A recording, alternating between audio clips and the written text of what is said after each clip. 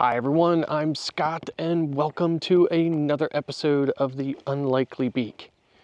So I'm here in the bee yard and I'm gonna flip the camera around here to see whether or not anybody notices what is slightly different here in our bee yard.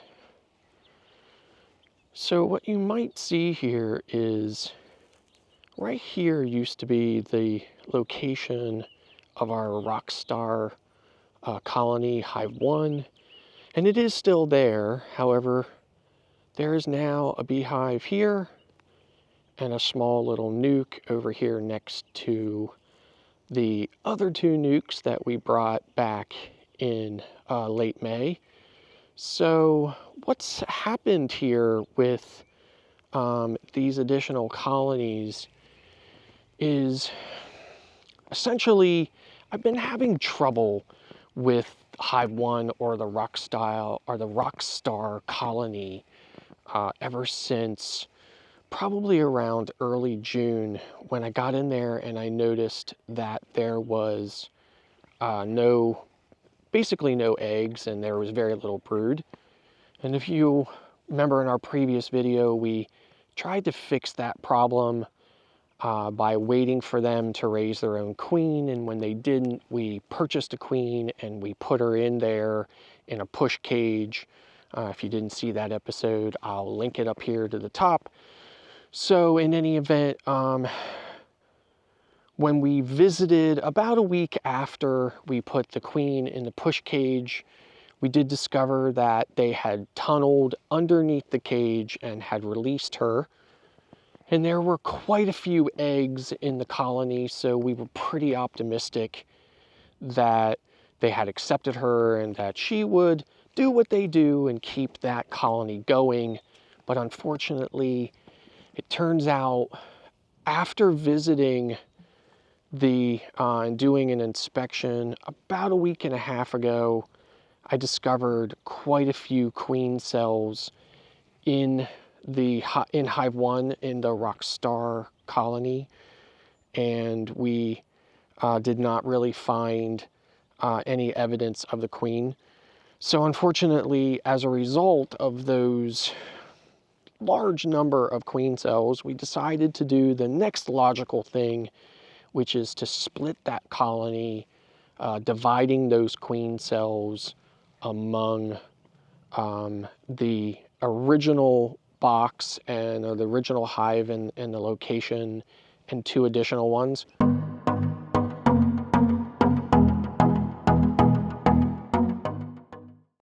We put the queen cells and shook a bunch of bees, and as well as put some frames and stuff in the two additional boxes.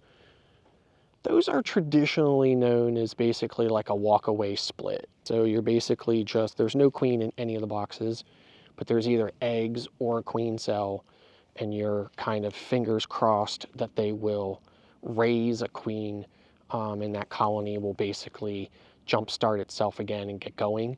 Now, it takes close to a month to really know whether or not that has been successful, so we won't be getting in and looking at those today. We're definitely here to check on the honey supers that our Rockstar colony had.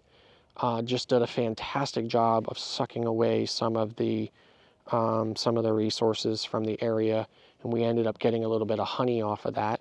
So we're here to check on those to see whether or not we have any more honey in there to bring home and spin out. But in any event, that's what we're here to do today. So I'll stop talking now at this point, and I'll get the camera set up down there, and we'll get into those honey supers and see what's going on. So I'll be right back.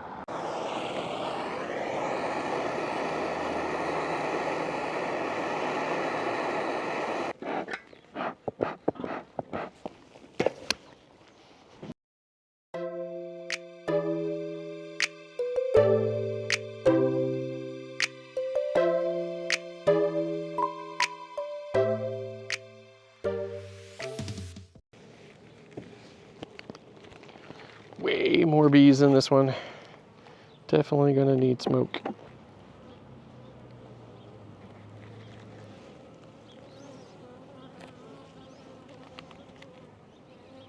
Definitely some decent weight. can see, completely capped, pretty much all capped. Very nice. You have to be prepared for a very different scenario than what you maybe originally had counted on.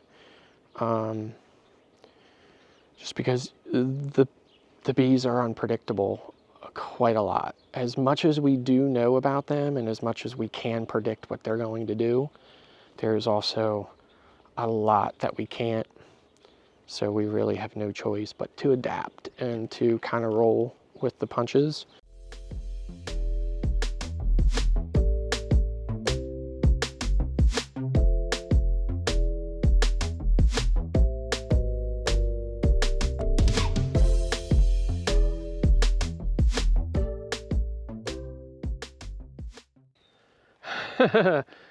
I am so out of breath. I swear, I should probably wait and calm down before I finish this video, but I'm ready to get out of this suit. So as you can see here, I'm bringing home 1, 2, 3, 4, 5, 6, 7, 8, 9 frames, and a super is normally 10. One of my frames broke. It's again like a testament to the poor craftsmanship of these bee equipment builders. I'm sure there's a couple of them out there that build quality equipment, but they're few and far between, and of course those are probably 4 or 5 times the cost. So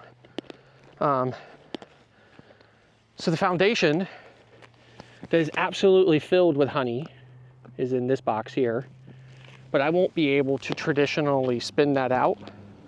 I will have to I'll have to scrape that foundation and put it in some cheesecloth or something and squeeze it the way they used to do it before they had extractors.